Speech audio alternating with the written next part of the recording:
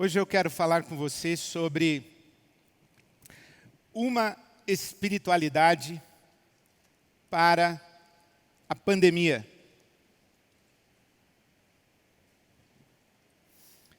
Hoje quero falar com você sobre uma espiritualidade para a pandemia. Quero falar sobre o seu relacionamento com Deus. Quero falar sobre a sua experiência religiosa. Quero falar sobre a sua experiência de fé.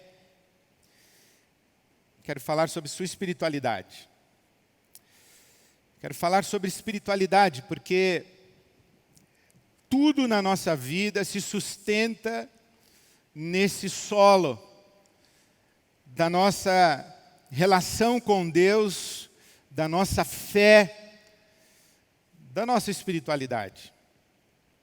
Seu futuro, sua vida, sua sustentação financeira, seu cuidado com a sua saúde, seu cuidado para com as pessoas que você ama,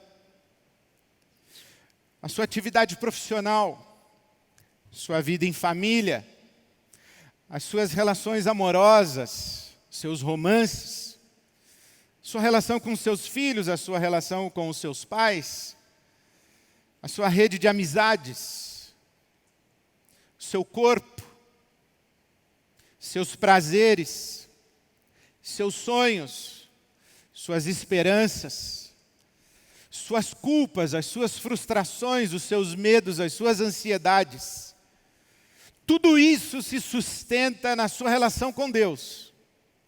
Isto é, tudo isso se sustenta na maneira como você vive a sua espiritualidade. Então, quero falar para você hoje sobre uma espiritualidade para a pandemia. Porque acredito que, sendo verdadeiro, e assim creio, que toda crise é uma chance, que toda crise é uma oportunidade. Eu acredito que Deus está dando a você uma oportunidade extraordinária de uma experiência espiritual mais profunda, mais consistente. Deus está nos dando, nesse tempo de pandemia, a oportunidade de uma experiência de conhecimento de Deus, de discernimento e descobrimento de dimensões mais abrangentes e mais profundas da nossa vida espiritual. Esse tempo de pandemia é um tempo inusitado, absolutamente inusitado. Os templos estão fechados, as atividades presenciais estão suspensas. Nós paramos de nos encontrar presencial, fisicamente. As nossas atividades rotineiras da nossa experiência religiosa foram interrompidas. Os acessos à nossa prática religiosa, que cultivamos durante tantos anos, quase que toda uma vida. Eu me lembro que eu, com 4, 5 anos de idade, acompanhava a minha avó Joana, que era pianista, organista do coro da Igreja Batista. Da Igreja Batista Nova Jerusalém, em Santos, da primeira Igreja Batista de São Vicente, da primeira Igreja de Santos, da primeira Igreja Batista de Santos, depois da Igreja do Marapé. Então, eu acompanhava minha avó na minha infância. Mais de 50 anos que eu frequento igreja. Eu não tive na minha vida esse tempo de desigrejado. Fui para o seminário com 17 anos de idade e vida de igreja é a minha rotina. E não somente a minha, mas de muitas pessoas que conheço. A nossa experiência com Deus tem a ver com participar das atividades da igreja. É através das atividades da igreja e da agenda da igreja que nós servimos, que nós cultivamos amizades, que nós cultivamos a nossa devoção. Então, frequentar o templo, frequentar a igreja, estar com os irmãos, com as irmãs, na comunhão da igreja, isso é a própria experiência religiosa e a nossa relação com Deus tem a ver com tudo isso. Só que tudo isso agora está interrompido. Tudo isso agora está num tempo de pausa, está pausado. E eu acredito que justamente por isso, Deus está nos dando uma oportunidade maravilhosa, singular, eu diria que irrepetível, para nós, de aprofundarmos, ressignificarmos, ampliarmos, darmos densidade, consistência à nossa experiência espiritual, à nossa relação com Ele, à nossa vida de fé. Então eu quero lhe falar hoje sobre uma espiritualidade para a pandemia. E escolhi a carta do apóstolo Paulo aos Colossenses para ler algumas porções desse texto sagrado, da palavra de Deus com você. Começo lendo o capítulo 1 de Colossenses, o verso de número 9. Quando o apóstolo Paulo está orando pela igreja de Colossos, da cidade de Colossos, está orando por você, está orando por mim, está orando por nós. Ele diz assim, que ele não deixa de orar para que aqueles irmãos sejam cheios do pleno conhecimento da vontade de Deus, com toda a sabedoria e entendimento espiritual. E isso para que eles vivam de maneira digna do Senhor e em tudo possam agradá-lo, frutificando em toda boa obra, crescendo no conhecimento de Deus e sendo fortalecidos com todo o poder, de acordo com a força da sua glória, para que tenham toda a perseverança e paciência com alegria, dando graças ao Pai, que nos tornou dignos de participar da herança dos santos no reino de luz. Olha quantas coisas nessa oração do apóstolo Paulo. E quando eu leio esta oração, a primeira impressão que eu tenho é que o Paulo está dizendo algo assim: a minha oração é para que vocês fiquem em pé, se coloquem em pé, que vocês tomem posição e que vocês estejam firmes, que vocês estejam arraigados e estejam solidificados, que vocês estejam muito firmes em Deus e numa experiência de conhecimento da vontade de Deus, de discernimento espiritual, de sabedoria espiritual. Ele está falando sobre lucidez, ele está falando sobre entendimento, ele está falando sobre conhecimento de Deus, uma vida tão profunda em Deus, que naturalmente frutifica em boa obra, e que nos faz firmes e fortes para perseverarmos em qualquer tempo, em qualquer situação. Ele está orando por estes irmãos de Colossos, ele está dizendo que sejam fortalecidos com poder, de acordo com a força da glória de Deus. Ele está orando para que estes irmãos tenham consistência na sua vida espiritual, mas essa consistência de sua vida espiritual, de sua espiritualidade, ela está baseada no pleno conhecimento da vontade de Deus, está baseada em sabedoria, está baseada em entendimento espiritual, está baseada no conhecimento de Deus. Ora, o que ele está falando aqui é algo muito semelhante do que ele falou em Efésios, no capítulo 4, quando ele diz que todos nós devemos crescer em estatura, até a estatura da plenitude de Cristo, para que não sejamos meninos e meninas jogados de um lado para o outro, como uma folha que está sobre o mar e sobre as ondas do mar, e conforme o mar se movimenta, a folha vai e volta. Ele diz assim, não, isso é infância espiritual. O que Paulo está dizendo aqui aos Colossenses, olha, eu quero que vocês tenham consciência, eu quero que vocês saibam, eu quero que vocês conheçam, eu quero que vocês tenham entendimento, sabedoria. Isto é, eu quero que vocês sejam autônomos, que vocês saibam o que creem, que vocês saibam por que creem, que vocês saibam principalmente em quem creem, porque disso depende o fruto da vida de vocês. Ele está dizendo, olha, vocês não podem ser pessoas cuja vida espiritual dependa de terceiros.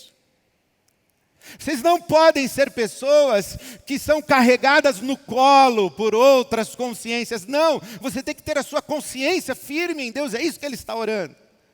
E sabe, o apóstolo Paulo, ele está dialogando aqui, especialmente em Colossenses, com as religiões de mistério, com as religiões esotéricas, com as religiões que acreditam que existe no mundo espiritual um conhecimento, um segredo, que existe no mundo espiritual uma dimensão de realidade a qual pouquíssimas pessoas têm acesso. Existe um saber, existe um poder, que somente os iniciados é que podem ter acesso a isso. E, portanto, as religiões de mistério, elas são aquelas religiões onde as coisas que realmente importam, elas estão veladas, elas estão encobertas, elas estão ocultas, e somente poucas pessoas chegam lá. O Paulo, o apóstolo, está dizendo o seguinte, olha, a nossa fé não é assim. A nossa fé está com o seu segredo escancarado. A nossa fé é a fé de um mistério revelado. O que existia para ser sabido, conhecido, já está sabido, já foi revelado, já é conhecido. E eu oro para que vocês cresçam nesse conhecimento, nesse entendimento. Que vocês aprofundem a experiência de conhecimento de Deus. Ele fala isso no capítulo 1, os versículos 26 e 27. Ele diz que ele é ministro de Deus, e a ele, Paulo, foi dada a responsabilidade de apresentar plenamente a palavra de Deus. Olha, veja como ele não guarda segredos. Veja como ele não sonega informação. Veja como ele não mantém riquezas preservadas a portas fechadas. Ele está dizendo, não, eu fui comissionado por Deus para lhes anunciar plenamente a palavra de Deus. Também a igreja de Éfeso, ele disse que ensinou todo o conselho de Deus. Atos capítulo 20, quando Paulo está se despedindo da igreja de Éfeso, ele diz assim, eu não deixei de lhes anunciar nada que fosse útil. Eu preguei todo o conselho de Deus. E aqui em Colossenses 1, no 25, ele diz, apresentar plenamente a palavra de Deus. E aí ele diz o seguinte, que é apresentar o mistério que esteve oculto durante épocas e gerações, mas que agora foi manifestado aos seus santos. A nós, Deus quis dar a conhecer a gloriosa riqueza deste mistério que é Cristo em vocês. Essa é a nossa experiência da glória, a nossa experiência, a nossa esperança gloriosa. Essa é a nossa esperança gloriosa. Um mistério que é Cristo em vocês. Cristo é esse mistério. Cristo é este grande segredo. Cristo é esta manifestação da glória de Deus. Assim disse João. O Verbo se fez carne e vimos a sua glória. Nós vimos a glória de Deus em Cristo. A glória foi revelada. Aquilo que estava oculto, aquilo que estava guardado, aquilo que estava velado, foi revelado em Cristo Jesus. Por isso ele diz aqui no capítulo 2, que nós devemos estar unidos em amor, Colossenses 2, unidos em amor, para alcançarmos toda a riqueza, olha, toda a riqueza do pleno entendimento, veja como é totalizante, toda a riqueza, pleno entendimento, pleno conhecimento, pleno entendimento, a fim de conhecer plenamente.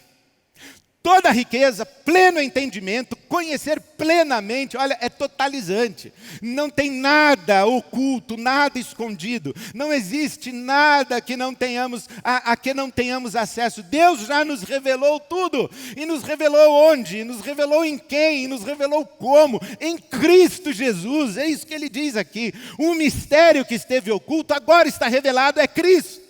A glória de Deus estava em Cristo, a glória de Deus está em Cristo. Nele, em Cristo, nós vimos a glória de Deus. Nós vimos o que estava guardado, o que estava escondido, o que estava oculto. Nós vimos em Cristo Jesus. Por isso, no capítulo 2 de Colossenses, veja o que ele diz no versículo 3. Nele, em Cristo, nele, estão escondidos todos os tesouros da sabedoria e do conhecimento. Em Cristo, Cristo. Sabe, o Paulo está aqui dialogando com uma tradição muito bonita de Israel. Porque a tradição de Israel acreditava, ou pelo menos uma das tradições de Israel, acreditava que existia um segredo, um mistério, um tesouro, uma riqueza, um poder guardada e oculta no centro do universo. Que o universo é um grande templo de Deus. E lá no centro do universo está o poder de Deus, essa glória de Deus está lá no centro. Essa tradição lê o Gênesis de maneira muito interessante. Como é que nós lemos o Gênesis? Nós dizemos assim, que no primeiro dia criou Deus isso, no segundo dia criou aquilo, no terceiro. Nós pensamos que os dias da criação, eles são sequenciais, eles são em fila. Mas essa tradição de Israel não lê assim, diz assim, no dia 1, no princípio. O dia 1 não é o primeiro dia de uma sequência. O dia 1 é o princípio. No Gênesis não está dito assim, que no princípio criou Deus os céus e a terra, então é no princípio. O princípio é o dia 1. Ali no dia 1 está o eterno, está a glória do eterno. Não é tempo, não é matéria, é o eterno. No dia 1, no princípio. E desse princípio, desse eterno glorioso, é que o universo é criado. Então as coisas elas começam a acontecer e o universo começa a se desenvolver, não em sequência, como numa fila indiana, mas em círculos concêntricos. Do centro, que é a glória do eterno, em volta dele, aí sim é o segundo dia, depois num círculo mais abrangente o terceiro, depois o quarto, mas ali no centro está a glória de Deus, guardada, escondida, oculta, a glória do eterno. E a tradição de Israel constrói toda a sua estrutura religiosa pensando nisso. E o templo de Israel, o templo do povo judeu, é a representação do universo. Por isso que o templo, ele também tem uma arquitetura de círculos concêntricos. A parte mais exterior, o pátio. A parte mais interna, o lugar santo. E o núcleo do templo, no centro, está o Santo dos Santos. Aqui no Santo dos Santos está a glória de Deus. E aqui no Santo dos Santos ninguém pode entrar. Aqui ninguém pode penetrar. Na verdade, somente o sumo sacerdote uma vez ao ano. Somente o sumo sacerdote uma vez ao ano. A glória de Deus está ali. Moisés, por exemplo, falava com Deus face a face. Êxodo 33. E Moisés diz assim, mostra-me a tua glória. E Deus diz assim, não. Ninguém pode ver a minha face, a minha glória e continuar vivo. É disso que Deus está falando, que a glória está ali no Santo dos Santos.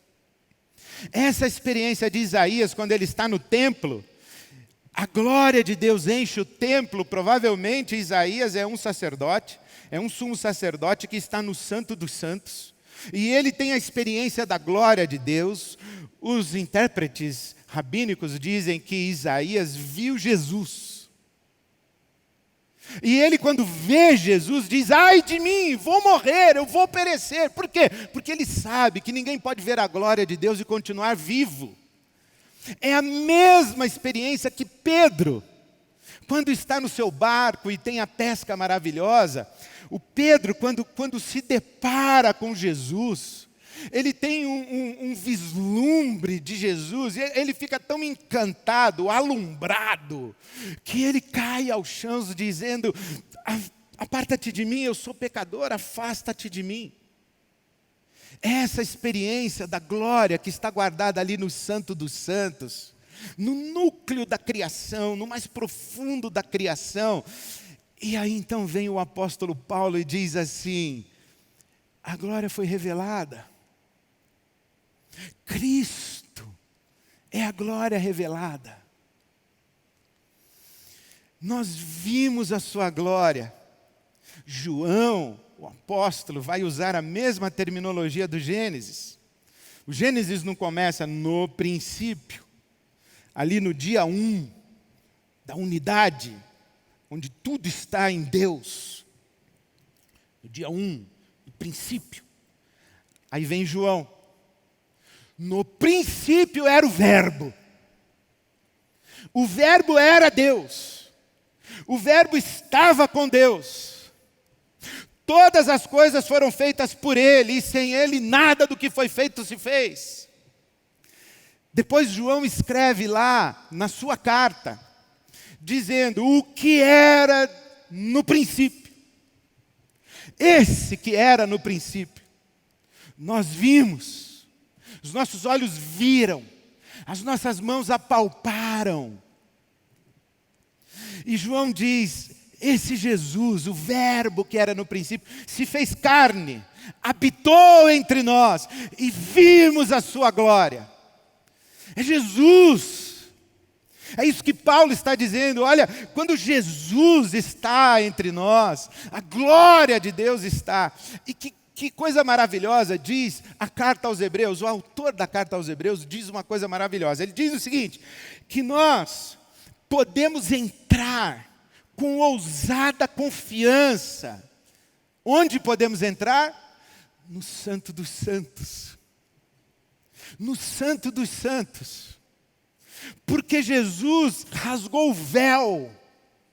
O véu que impedia o acesso à glória de Deus foi rasgado por Cristo Jesus. E diz em Hebreus capítulo 10, o verso 19, que Jesus nos abriu um novo e vivo caminho para entrarmos no Santo dos Santos.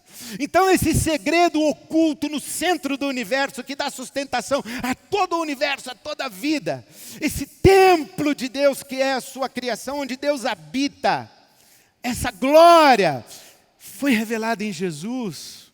Ele é a glória.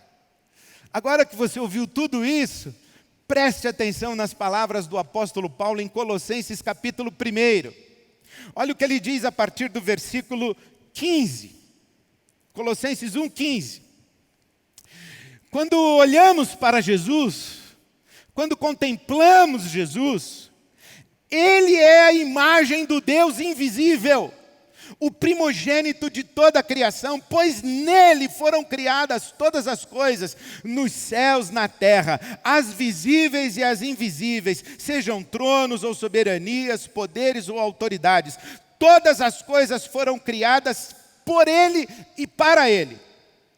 Ele é antes de todas as coisas e nele tudo subsiste. Ele é a cabeça do corpo, que é a igreja, é o princípio e o primogênito dentre os mortos, para que em tudo tenha supremacia. Pois foi do agrado de Deus que nele habitasse toda a plenitude e por meio dele reconciliasse consigo todas as coisas, tanto as que estão na terra quanto as que estão nos céus, estabelecendo a paz pelo seu sangue derramado na cruz. Não é maravilhoso isso? Que Jesus é a glória revelada. E que essa esperança de Israel, na sua tradição religiosa, Israel intuía, Israel sabia que a glória de Deus estava oculta no centro do universo. O seu templo representava isso. O Santo dos Santos era o lugar onde a glória estava. E Israel esperava o dia em que poderia contemplar a glória de Deus. O profeta Abacuque disse que um dia a terra se encheria do conhecimento da glória de Deus, como as águas cobrem o mar. Israel sacrificava no templo,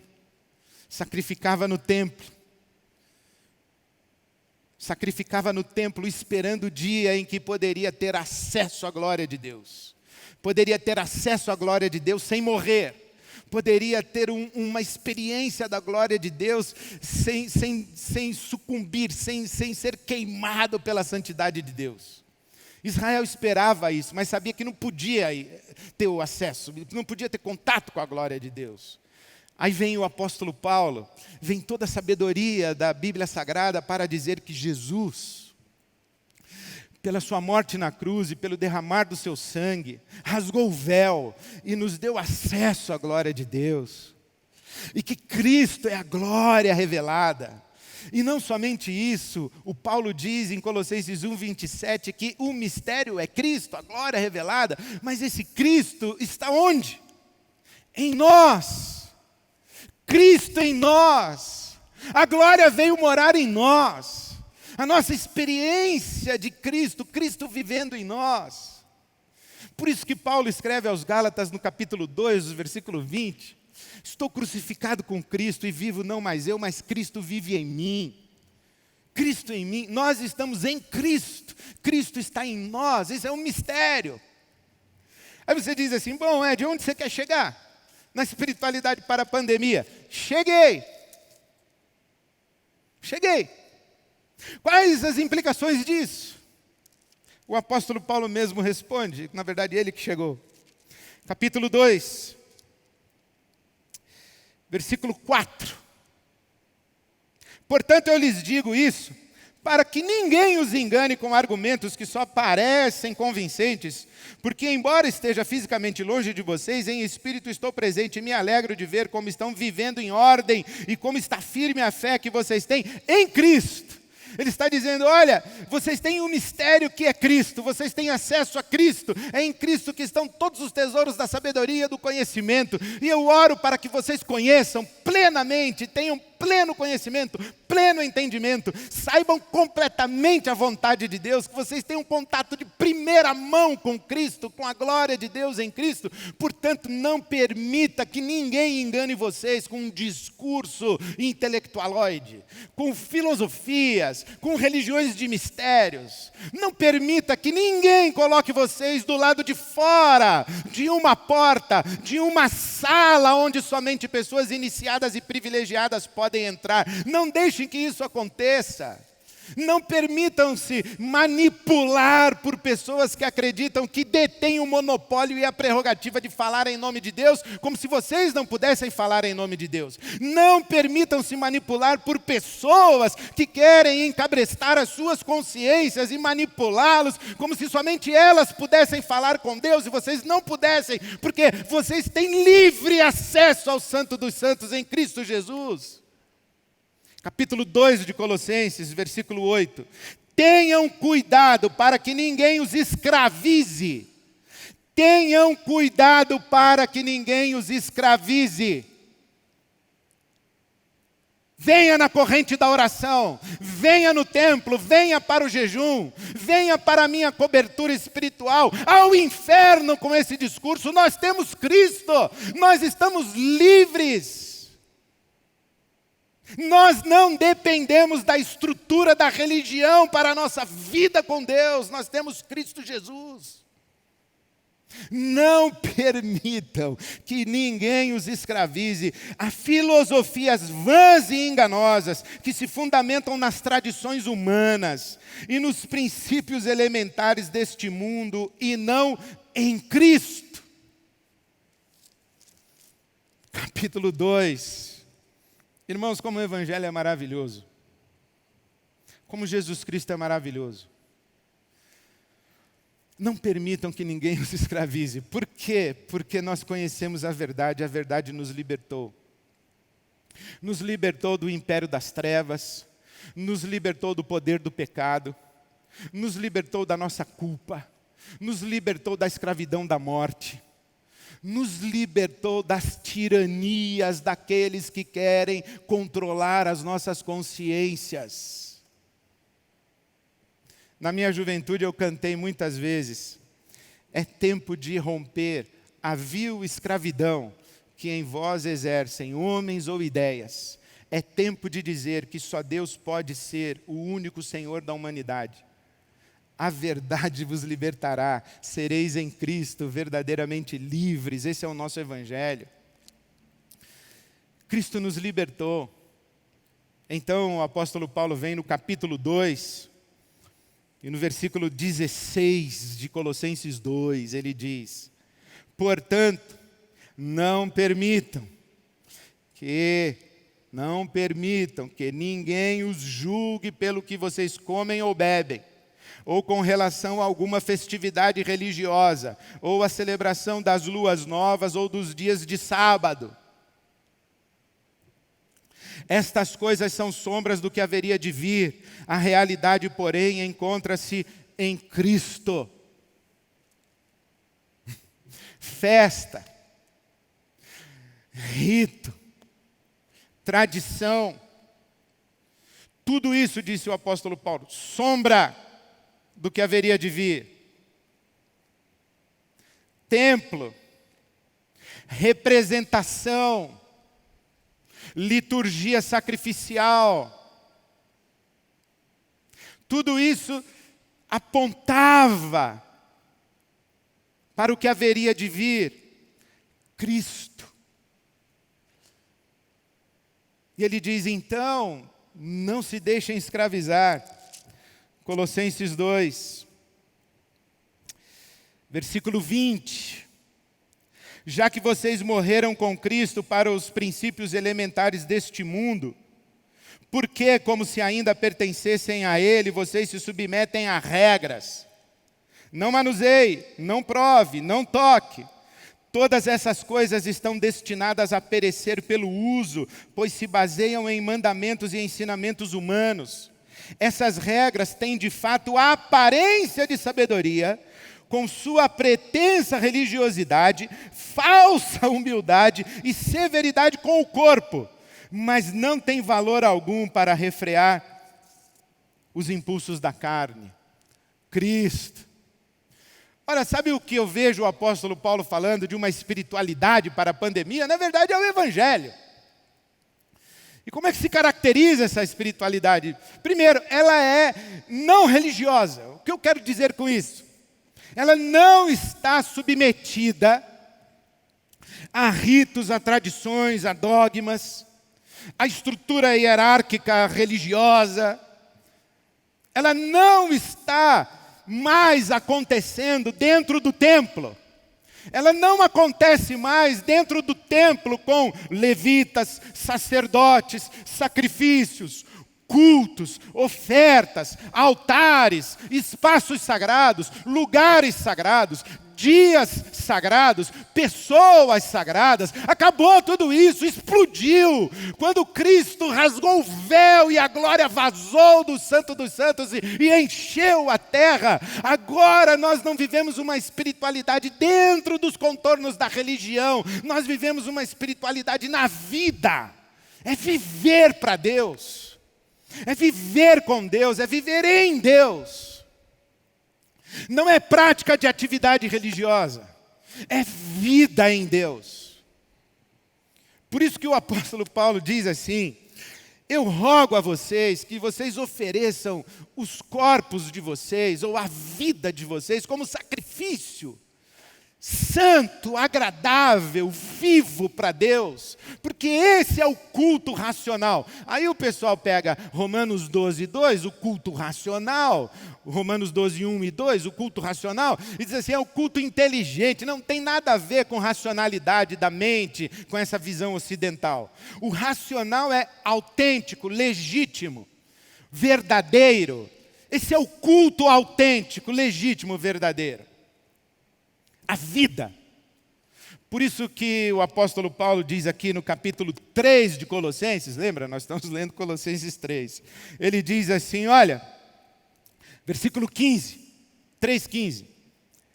Que a paz de Cristo seja o juiz em seu coração, visto que vocês foram chamados para viver em paz, como membros de um só corpo, sejam agradecidos, habite ricamente em vocês a palavra de Cristo, ensinem e aconselhem-se uns aos outros com toda a sabedoria, cantem salmos, hinos, cânticos espirituais com gratidão a Deus em seu coração, e tudo o que fizerem, seja em palavra ou em ação, façam-no em nome do Senhor Jesus, dando por meio dele graças a Deus, o Pai.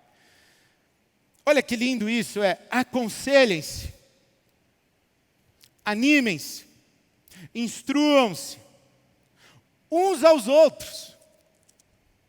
Não é apóstolos aos outros, bispos aos outros, pastores aos outros, não, uns aos outros. Por quê? Porque todos temos livre acesso ao Santo dos Santos. Todos temos livre acesso a Cristo Jesus. Todos temos livre acesso à glória de Deus que está em nós revelada. Todos nós temos o Espírito Santo de Deus habitando em nós, todos nós. Essa maldição de movimento apostólico no Brasil, isso veio não sei de onde, de que cabeça veio esse negócio, de que coração, de que trevas veio esse papo de movimento apostólico. Não tem movimento apostólico. É a igreja de Jesus. É todo mundo com livre acesso à glória de Deus. Não tem cobertura espiritual de apóstolo, de igreja, cobertura da IBAB. E agora que fechou o templo, e agora que a IBAB está com o templo fechado, e agora, meu Deus, Jesus está aí com você. Você está em Cristo, o Espírito de Deus está na sua vida. Pega o seu telefone, liga para alguém, ore, abençoe, instrua, console, mande uma oferta. Seja igreja, seja corpo de Cristo. Sabe, irmãos, eu fui consultado esses dias sobre, vamos abrir o nosso templo, dia 11 de maio, isto se a quarentena não se prolongar. Eu falei, não vamos.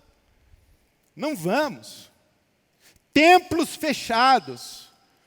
Aglomeração não combina com coronavírus. Templos fechados. Igrejas abertas, o povo de Deus. Nós não temos mais a nossa rotina religiosa, mas eu estou orando a Deus que isso seja um grande avivamento da igreja. Que o fato de nós não termos mais a nossa celebração dominical, temporariamente, desperta um monte de gente que era espectador passivo do que acontecia no palco, para um protagonismo e para uma autonomia de experiência espiritual. Templos fechados, igrejas abertas. A igreja é atividade essencial, mas o culto de domingo não. Da mesma forma que família é essencial, mas o almoço de domingo não. Deus sabe o quanto eu estou sofrendo de não almoçar com meus filhos, não almoçar com a minha neta de domingo. Por quê? Porque família é essencial, mas almoço de domingo não é. Nós continuamos família, nós continuamos nos amando, nós continuamos nos cuidando, nós continuamos nos falando, nós continuamos nos abençoando, nós continuamos alimentando a nossa saudade, o nosso afeto, mas não estamos nos encontrando. E aí, cada um vivendo a sua vida com dignidade, com grandeza, com coragem. Essa é a minha oração para a igreja. Essa semana, alguém fez uma pergunta para mim: qual é o seu sonho para a IBAB nesse tempo de pandemia? Eu falei: o meu sonho é o mesmo desde sempre. O meu sonho é o mesmo desde sempre, é sermos um sinal histórico do reino de Deus, levando o evangelho todo para o homem todo, o evangelho pleno, o evangelho todo para o ser humano inteiro, o evangelho integral para o ser humano integral. Na vida, através de uma rede de relacionamentos que mobiliza todos os frequentadores, além dos limites do culto, do clero, do domingo e do templo. Isto é, a visão ministerial da IBAB era uma visão pandêmica. Para além dos encontros presenciais dominicais, a igreja acontecendo. E aí eu imagino que há pessoas que podem frequentar uma igreja durante 20 anos e nunca terem feito uma oração em voz alta. Pessoas que frequentam a igreja há 20 anos não sabem achar Abacuque na Bíblia, não sabem onde fica Oséias, não sabem quem foi Esdras. Por quê? Porque é espectador passivo, consome produto religioso dentro da estrutura religiosa. E os apóstolos, os pastores, os bispos, o clero, eu, por exemplo, alimentamos isso, gente infantilizada, que não tem consciência de sua fé, que não tem profundidade da sua fé. E agora que a estrutura religiosa está em pausa, se perde. Não! Agora é a hora de uma profunda experiência com Deus. Agora é a hora de protagonismo do corpo de Cristo. Agora é a hora de cada um ter essa experiência maravilhosa de livre acesso à glória de Deus. Entrar ousada e confiadamente no Santo dos Santos. Ser ungido pelo Espírito Santo de Deus para ministrar, abençoar, servir. Ser instrumento da glória de Deus no mundo. Isso é tão maravilhoso. Sabe que para a nossa experiência comunitária, isso é tão radical, que nós temos umas simbologias na nossa vida de comunidade. Por exemplo, o batismo, que eu cresci numa tradição evangélica protestante batista, e que quem batiza é o pastor da igreja. Na IBAB não. Na IBAB todo mundo batiza todo mundo. O pai batiza o filho, o avô batiza o neto, a mãe batiza a filha batiza o filho batiza a mãe.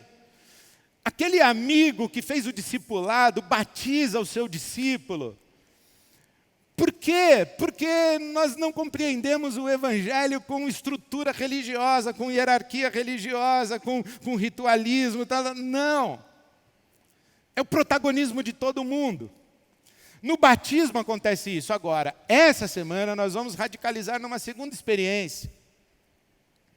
Porque eu queria dizer o seguinte, que nós não podemos simplesmente pegar tudo que a gente fazia no presencial e levar para o virtual. Não podemos isso. Nós temos que fazer coisas novas, coisas diferentes, coisas que nunca fizemos.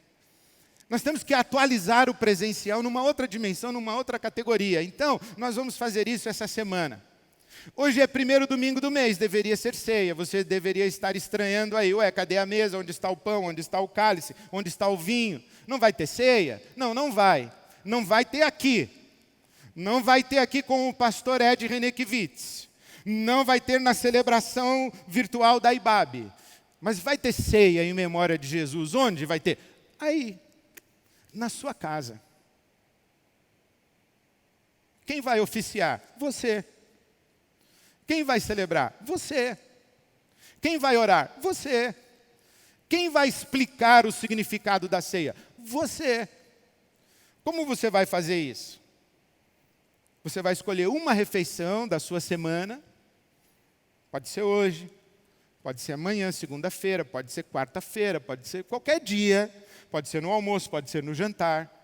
Você vai escolher uma refeição da sua semana e você vai celebrar a ceia com a sua família, com a sua casa. Com seu marido, com a sua esposa, com seus filhos, com seus pais. Você pode ler Mateus 26, começando do versículo 17.